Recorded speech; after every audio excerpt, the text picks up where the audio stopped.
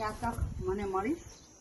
ખાસ આભાર માનું છું પાસ્ટર સાહેબ, ભાવનગર હોરેબ ચર્ચના પાસ્ટર સૌરભભાઈ, વાલેશ્વરના વડીલો, ઘોઘા ભાવનગર વાલેશ્વર મંડળીના ભાઈ બહેનો, આપ સર્વનો આ સમયે ખાસ આવકાર કરું છું.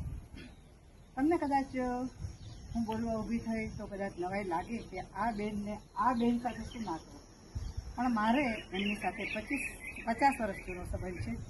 હું જ્યારે 75 to 77 બોરસદ કોલેજમાં ભણતી હતી ત્યારે આંટી અને અંકલ એ ત્યાં આગળ બોરસદ હતા, કસ્ટમ ઇન્સ્પેક્ટર હતા.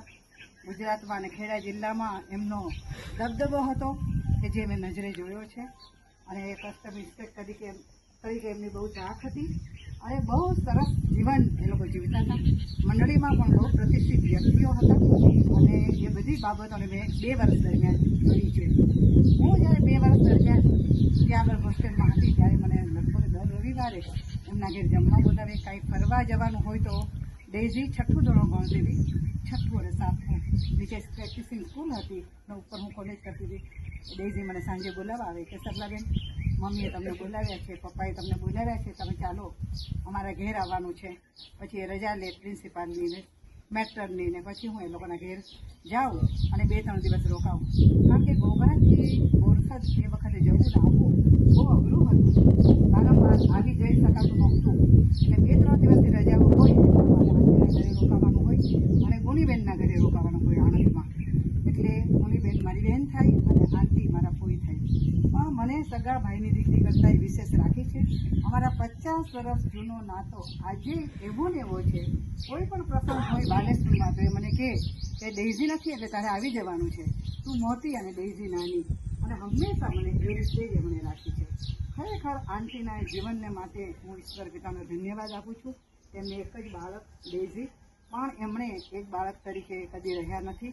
કુટુંબના બધા જ બાળકોને એમણે બહુ જ પ્રેમ કર્યો છે, બધા માટે વસાયા છે, બધાને તેમણે આગળ વધારવાનો પ્રયત્ન કર્યો છે. પોતે બહુ ભણેલા નહોતા પણ એમણે બીજાના જીવનોમાં રસ લીધો છે અને આર્થિક બાબતોમાં પણ રસ લીધો છે અને દરેકને માટે એમણે પ્રાર્થનાઓ કરી છે.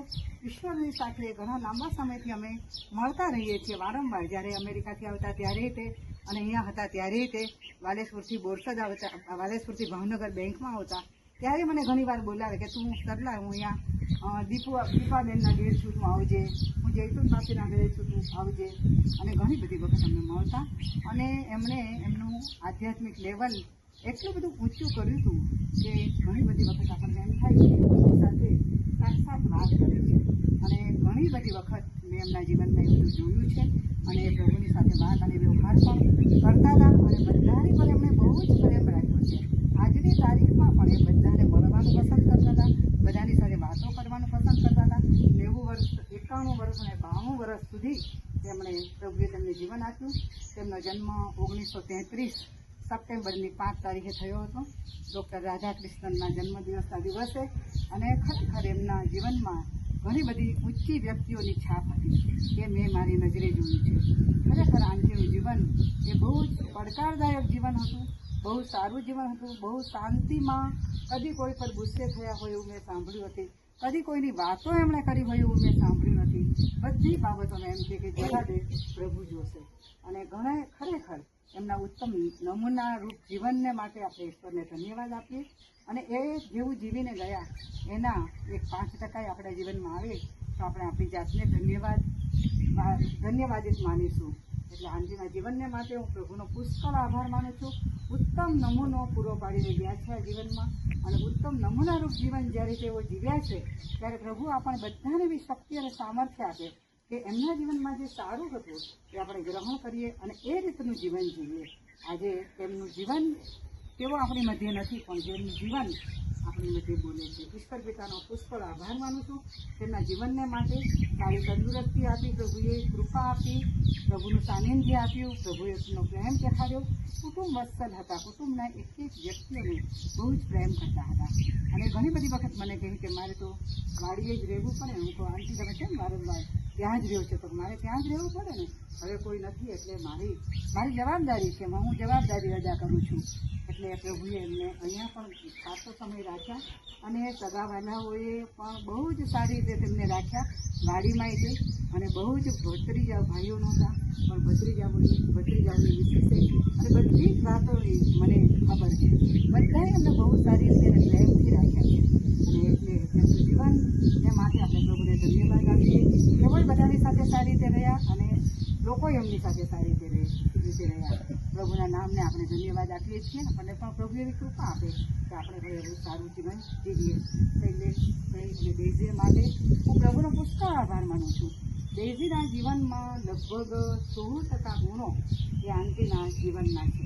આજે ડેઝી બધાને પ્રેમ કરે છે, એકલી બહેન છે પણ કદી કોઈથી એને મોઢું ફેરવ્યું નથી. બધાની સાથે બહુ પ્રેમથી વર્તે છે, બધાની સાથે બહુ સારી રીતે વર્તે છે. એટલે જેને ઉચ્ચ શિક્ષણ મળ્યું છે, ઉચ્ચ સંસ્કારો મળ્યા છે અને એનું જે એના જીવનમાં ઘડતર થયું છે તેના માટે પણ હું પ્રભુના નામને ધન્યવાદ આપું છું. સેવામય જીવન છે તે બંનેનું પ્રભુ તેમને આશીર્વાદિત કરે. એમનું કુટુંબ પણ બહોળું છે અમેરિકામાં, એમના બાળકોના બાળકો પણ છે અને ઘણું બધું 10 માણસનું કુટુંબ છે. ડેઝી એકલી હતી પણ ડેઝીનું 10 માણસનું કુટુંબ છે. એટલી બધી પ્રભુનો આશીર્વાદ જ કહી શકાય. એમના જીવનને માટે પણ હું પ્રભુનો પુષ્કળ આભાર માનું છું.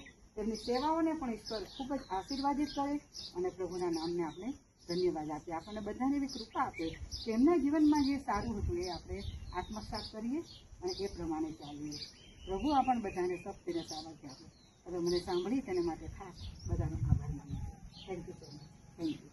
Thank you so much.